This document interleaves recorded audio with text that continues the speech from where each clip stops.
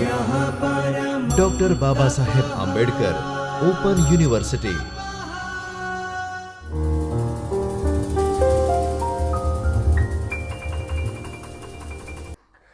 નમસ્કાર દત્તી મિત્રો, મારું નામ અંકિત જોશી છે। હું ડૉક્ટર બાબા સાહેબ આંબેડકર ઓપન યુનિવર્સિટીમાં કોમર્સના મેનેજમેન્ટ વિભાગમાં આસિસ્ટન્ટ પ્રોફેસર તરીકે હાલમાં કાર્યરત છું।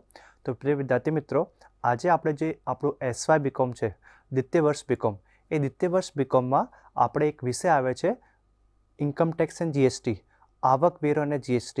એ વિષયમાં ભાગ 2 બ્લોક 2, એ બ્લોક 2માં એકમ 5 જેનું નામ છે પગારની આવક અને સેલરી ઇન્કમ, આ એકમ પર આપણે આજે ચર્ચા કરવાના છીએ। તો વિદ્યાર્થી મિત્રો, આ એકમમાં આપણે કઈ કઈ વિષય વસ્તુ જોવાના છે એ જોઈએ આપણે। તો વિદ્યાર્થી મિત્રો, આ જે એકમ છે આપણો પગારની આવક કે સેલરી ઇન્કમ, જ્યારે આપણે કોઈ પણ પ્રકારનું કામ કરતા હોઈએ ત્યારે આ પગારની આવકનું મહત્ત્વ હોય। જ્યારે કોઈ પણ એક સેલરાઇડ પર્સન હોય ને, એક વ્યક્તિ કામ કરતો હોય, એક વ્યક્તિ કઈ જગ્યાએ નોકરી કરતો હોય, એ નોકરી કરતો હોય ને પછી એને જે આવક મળતી હોય એ આવકને જ્યારે આપણે રિટર્ન ભરીએ છીએ, ITR ભરીએ છીએ, ઇન્કમ ટેક્સ રિટર્ન ભરીએ છીએ, ઇન્કમ ટેક્સ તો ફાઇલિંગ કરીએ છીએ, ત્યાં આપણને આ કામે લાગે છે। તો સૌથી પહેલાં સમજીએ કે પગારની આવક એટલે શું। તો સૌથી પહેલાં આ એકમમાં પ્રસ્તાવના ભણવાના છીએ। પગાર એટલે શું, પગારની આવક કોને કહેશું, પછી પગારમાં કઈ કઈ વસ્તુ આવશે, પગારના નિયમો કયા ગણાશે, કઈ વસ્તુને આપણે પગાર કહી શકશું, એના નિયમો કયા છે, કેવી રીતે કઈ વસ્તુથી આપણને આવક મળી એને પગારની આવક કહેવાય કે ના કહેવાય, એ પગારના નિયમો આપણે જોઈશું। પછી પગારની વ્યાખ્યા, પગારમાં કઈ કઈ વસ્તુનો સમાવેશ થાય છે એ જોઈશું। પછી પગારમાં કઈ રકમનો સમાવેશ થાય, એટલે પગારમાં જ્યારે કોઈ પણ નોકરિયાત વ્યક્તિને ને આ પૈસા મળ્યા, ઓલા પૈસા મળ્યા, એવી રીતે પૈસા મળ્યા, એવી રીતે પૈસા મળ્યા, આ પૈસામાંથી કેટલોક કઈ વિગતથી આવે એ આપણે જોઈશું। પછી બોનસ અને કમિશન મળે તો એ કેવી રીતે ગણતરી કરવાની, કોઈ પણ નોકરિયાત વ્યક્તિને ભત્તાઓ મળે છે, એ ભત્તાઓમાંથી કરમુક્ત કેટલા અને કેવી રીતે કર, જેના ઉપર આપણને કર હોય એ કરને કરમુક્ત કેવા, એ જોઈશું આપણે। પછી સવલતો, કોઈ પણ વ્યક્તિ કામ કરતો એને કઈ કઈ સવલતો મળે એના ઉપર ચર્ચા કરશું। પછી પગારને બદલે મળતા લાભ, પગાર તો તમને મળે જ, એના સાથે સાથે કંપની તમને તમારો જે તો કોઈ પણ સુવિધાઓ તમને મળતી હોય અને તમારા માલિકે કોઈ પણ કંપનીનો ખર્ચ ઉઠાવતી હોય તો એને કેવી રીતે પગારના રૂપે ગણવું એ જોઈશું આપણે। પછી ગ્રેજ્યુટી અને પેન્શન, પછી પ્રોવિડન્ટ ફંડ, પછી પગારની આવક સાથે સંકળાયેલા અન્ય જોગવાઈઓ, જ્યારે પગારની આવકની ગણતરી કરીએ તો એના સાથે સાથે કઈ કઈ જોગવાઈઓનો સમાવેશ થાય છે એ આપણે જોઈશું। પછી પગારની આવકમાંથી મળતી કપાતો, જ્યારે પગારની આવક હોય આમાંથી કેટલી આપણને કપાતો મળે, પછી આપણે ઉદાહરણો દ્વારા સમજીશું અને પછી આપણે પ્રશ્નો અને સવાલો જોઈશું આના। તો વિદ્યાર્થી મિત્રો, સૌથી પહેલા જોઈએ કે પગાર એટલે શું। હવે ભારતના આવકવેરા કાયદો 1961, આપણો જે આવકવેરા કાયદો છે ને 1961, આના પ્રમાણે આવકો જે કરપાત્ર છે તે વર્તમાન આવકવેરા કાયદા પ્રમાણે નીચે મુજબ જુદા જુદા શીર્ષક હેઠળ કરપાત્ર ગણાશે। તમને ઇન શોર્ટ કહો ને, સિમ્પલ આપણે સાદા ભાષામાં કહીએ તો જ્યારે ભારતનો જે આવકવેરા કાયદો છે, આવકવેરા કાયદો 1961માં કોઈ પણ વ્યક્તિને કયા કયા જગ્યાથી પગાર મળી શકે છે, કઈ કઈ જગ્યાથી આવક મળી શકે છે, એ આવકના કયા કયા મુખ્ય હેડ છે એ આપણને બતાવવામાં આવે છે। તો મુખ્ય 5 પ્રકારના હેડ હોય છે, કોઈ પણ વ્યક્તિને આવક આ 5 હેડના અંદર જ થાય છે। આ 5 શીર્ષક કે હેડના અંદર જ એને કોઈ પણ પ્રકારની આવક મળે છે। તો એ કયા હેડ, કે કોઈ પણ વ્યક્તિને આ પ્રકારની આવક મળી તો પહેલા હેડમાં, આ પ્રકારની આવક મળી તો બીજા હેડમાં, આ પ્રકારની આવક મળી તો ત્રીજા હેડમાં, એવી રીતે। તો એ કુલ આપણે આવકવેરા કાયદો 1961 પ્રમાણે જેટલી પણ વ્યક્તિને આવક મળે છે એ 5 શીર્ષક કે હેડ મુજબ જ મળે છે। સૌથી પહેલા એને પગારના રૂપે આવક થઈ શકે છે। બીજું, જ્યારે મકાન મિલકત ધરાવતો હોય તો મકાન મિલકતને ભાડે આપીને ભાડું મેળવવું એ પણ એની આવક ગણાય, તો એ બીજા શીર્ષક હેઠળ આવે છે, મકાન મિલકતની આવક। પછી જ્યારે ત્રીજો આવે ધંધા અને વ્યવસાયની આવક. કોઈ પણ ધંધાધારી હોય, કોઈ પણ વ્યવસાયી હોય, એ કામ કરતો હોય અને વ્યવસાયથી નફો ઉપજતો હોય અને કોઈ પણ એને પ્રકારની આવક મળતી હોય નફાથી, વ્યવસાયથી કે ધંધાથી, તો એને આપણે ધંધા અને વ્યવસાયની આવકમાં ગણશું. અને ચોથો છે મૂડી નફાની આવક. એટલે જ્યારે પણ આપણે શેર માર્કેટમાં કોઈ પણ પૈસાનું રોકાણ કરીએ છીએ અને રોકાણ કર્યા પછી આપણે ત્યાંથી નફો મેળવીએ છીએ અને નફો પણ લાંબા ગાળાનો અને ટૂંકા ગાળાનો નફો મેળવીએ છીએ, તો એ જ્યારે એ નફાની જે આવક હશે આપણને, એ આપણે મૂડી નફાની આવકના શીર્ષક હેઠળ ગણશું. પછી અન્ય સાધનોની આવક. તો અન્ય સાધનોની આવક એટલે જ્યારે આપણે વાત કરીએ, અન્ય સાધન એટલે જ્યારે આ પ્રકારના કોઈ પણ ચાર જે ઉપરના હેડ છે આમાં કોઈ પણ પ્રકારની આવક આવતી ના હોય, એ બધી અન્ય આવકમાં. કોઈને પણ પગારની આવક વગર, પછી કોઈને પણ મકાન મિલકતની ભાડાની આવક, પછી ધંધા અને વ્યવસાયનો નફો અને મૂડી નફો, એ આ સિવાય કોઈ પણ પ્રકારની તમને આવક થઈ હોય તો એ તમે અન્ય સાધનોની આવક હેઠળ બતાવી શકો છો. પછી એસએસસી હોય ને, એને પાછલા વર્ષ તમને આપણને આવકવેરાનો એક સિમ્પલ ફંડો છે કે કોઈ પણ વિત્તીય વર્ષમાં જે કોઈ તમે આવક મેળવો છો, તમે કમાયેલી આવક હોય, એ આવક આ વર્ષ આપણું જે વિત્તીય વર્ષ છે એને આપણે પાછળો વર્ષ કહીશું અને નેક્સ્ટમાં આપણે આકારણી વર્ષમાં એનું સબમિશન કરવાનું રહેશે. ક્લિયર? જુદા જુદા શીર્ષક હેઠળ આવકની કરપાત્રતા નક્કી કરવાની ગણતરી તેમજ દરેક શીર્ષક હેઠળ મળતી ખાસ કપાતો, અલગ અલગ જુદા જુદા શીર્ષક હેઠળ કરપાત્ર આવકની ગણતરી કેવી રીતે કરવી, આ દરેક હેડ ઉપર, દરેક હેડમાં કેવી રીતે કરપાત્ર આવકની ગણતરી કરવી એ આપણે શીખશું. પણ આ એકમ ખાસ આપણે પગારની આવકનો છે, તો એટલે પગારની આવકમાં કેવી રીતે આપણે ગણતરી કરશું એ શીખવાના છીએ. હવે પગાર એટલે શું? પગારના નિયમો જોઈએ. પગાર કઈ આવકને હું પગાર કહી શકું? આ આવક છે, એને પગાર માનવામાં આવે કે નહીં માનવામાં આવતી એ સમજીએ. તો કઈ આવકને પગારની આવક કહેવાય તે માટે નીચેના 2 નિયમો હોવા જોઈએ. જ્યારે આ 2 નિયમોની ચકાસણી થઈ જાય છે, 2 નિયમો સંતુષ્ટ થઈ જાય છે, ત્યારે હું કહી શકું છું કે આ મારી આવક પગારની આવક છે. પેલી કઈ છે? પેલી કન્ડિશન કઈ છે? પેલી શરત કઈ છે? તો એક વ્યક્તિ દ્વારા બીજી વ્યક્તિને તેના કાર્ય કે સેવાના બદલામાં જે ચૂકવણી અને સગવડો આપવામાં આવે છે તે રકમ. આપણે કોઈ પણ એક વ્યક્તિ બીજા વ્યક્તિને કોઈ પણ એની સેવાના કે એના કાર્યના બદલામાં કોઈ પણ ચૂકવણી થાય છે તો એને પગાર કહેવામાં આવે છે. એ આવકને પગાર કહેવામાં. કોઈના કાર્ય કે સેવાના બદલામાં કોઈ પણ ચૂકવણી થાય એને આપણે પગાર કહીએ. પછી આ બંને વ્યક્તિ વચ્ચે માલિક અને કર્મચારીનો સંબંધ હોવો જરૂરી છે.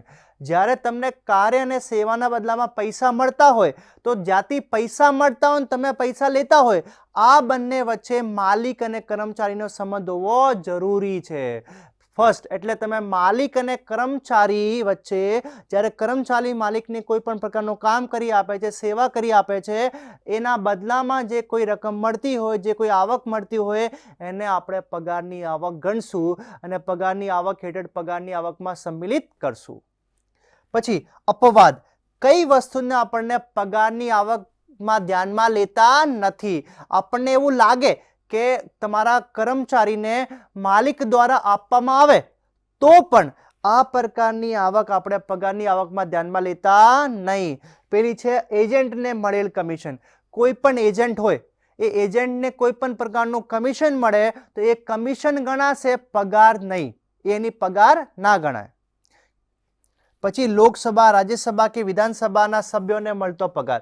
આપણે જોયો હશે કે વિધાનસભા, લોકસભા અને રાજ્યસભાના જે લોકો હોય એને પણ પગાર મળે છે, તો એ પગાર પણ એ પગારની આવક હેઠળ ગણવામાં આવતો નથી. પગારની વ્યાખ્યા જોઈએ. પગારની ડેફિનેશન શું છે? તો આવકવેરા કાયદામાં કલમ 17(1) મુજબ પગાર કોને કહેવામાં આવે છે અને પગારમાં કઈ કઈ આવકનો સમાવેશ થાય છે એ આપણને જણાવ્યું છે. તો સૌથી પહેલા પગારમાં મજૂરી. મજૂરી જે મળતી હોય એ કર્મચારીને એના માલિક તરફથી એના કાર્ય અને સેવાના બદલામાં મજૂરી મળતી હોય તો એ મજૂરીને આપણે પગારમાં ગણશું. પછી વર્ષાસન કે પેન્શન પણ મળતી હોય તો પણ આપણે એને પગારમાં ગણશું. ગ્રેજ્યુટી મળતી હોય તો પણ એને આપણે પગારમાં ગણશું. પગાર કે મજૂરીને બદલે અથવા તે ઉપરાંત આપવામાં આવતી કોઈ પણ ફીસ, પગારના ઉપરાંત કોઈ પણ પ્રકારની માલિક દ્વારા કર્મચારીને ફીસ આપવામાં આવે તો પણ એને આપણે પગાર ગણશું. કમિશન આપવામાં આવે, ભથ્થો આપવામાં આવે છે, સવલતો આપવામાં આવે છે, આ કોઈ પણ પ્રકારની વસ્તુ, કોઈ પણ પ્રકારની ફીસ, કમિશન, ભથ્થો અને સવલત કર્મચારીને માલિક દ્વારા આપવામાં આવે છે તો એ પગારનો ભાગ છે, પગારનો અંગ છે. પછી કર્મચારીની છડેલી રજાઓની અવેજમાં મળેલ રકમ.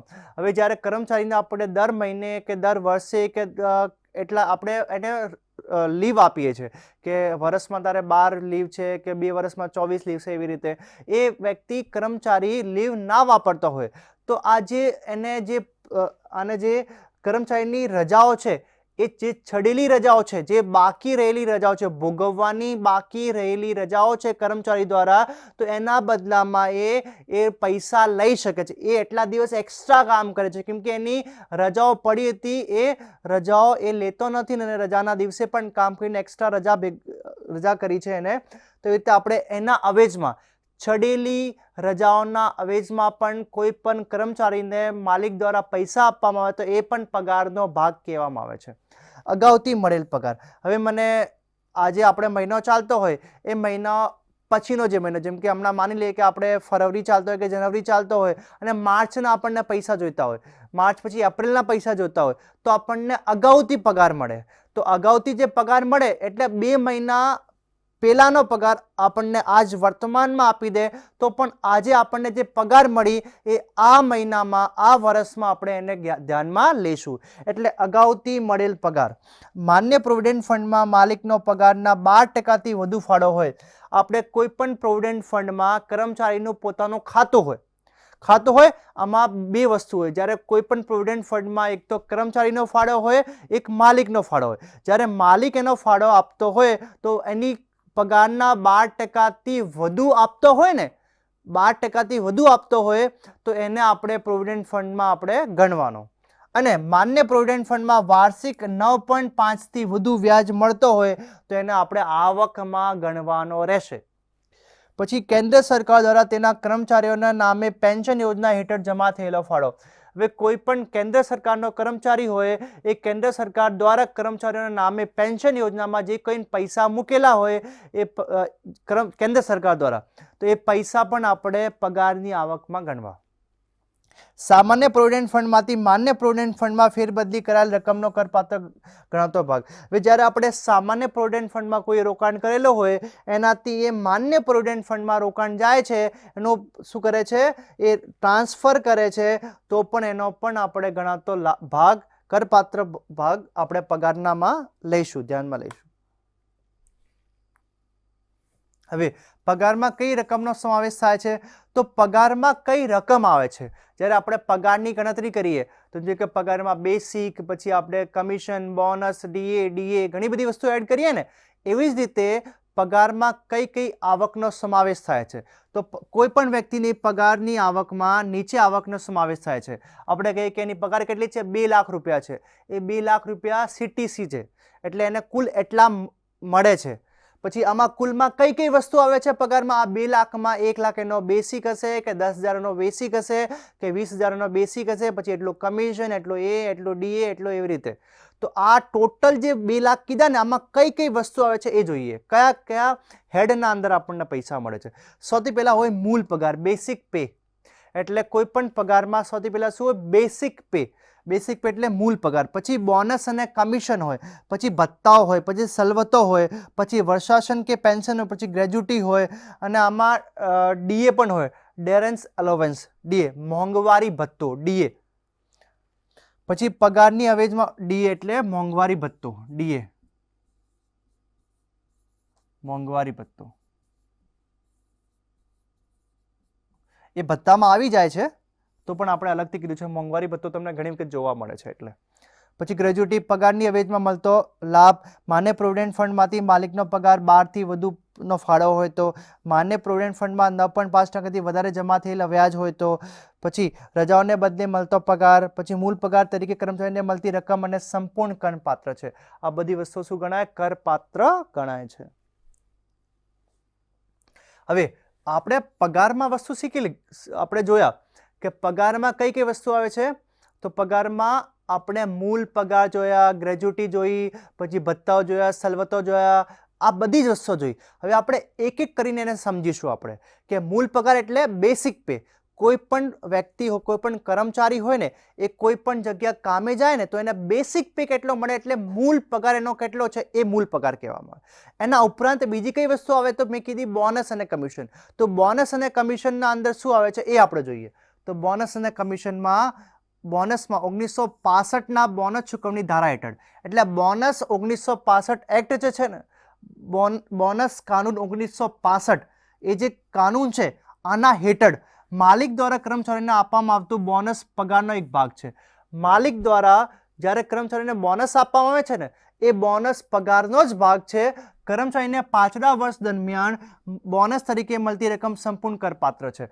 જ્યારે આપણો પાછલો વર્ષ છે ને, જે વર્ષમાં આપણને મળ્યો, પછી આકારની વર્ષમાં આપણે એનું શું કરવાનું? ITR ભરવાનું, આપણે ઇન્કમ ટેક્સની ફાઇલિંગ કરવાની. તો આકારની વર્ષમાં જ્યારે આપણે ફાઇલિંગ કરતા રહીશું ત્યારે આ વર્ષે આપણે પાછલા વર્ષમાં જે બોનસ મળ્યો છે એ બોનસ પણ કરપાત્ર રકમમાં, કરપાત્ર પગારમાં ધ્યાનમાં લેવાશે. પછી કમિશન.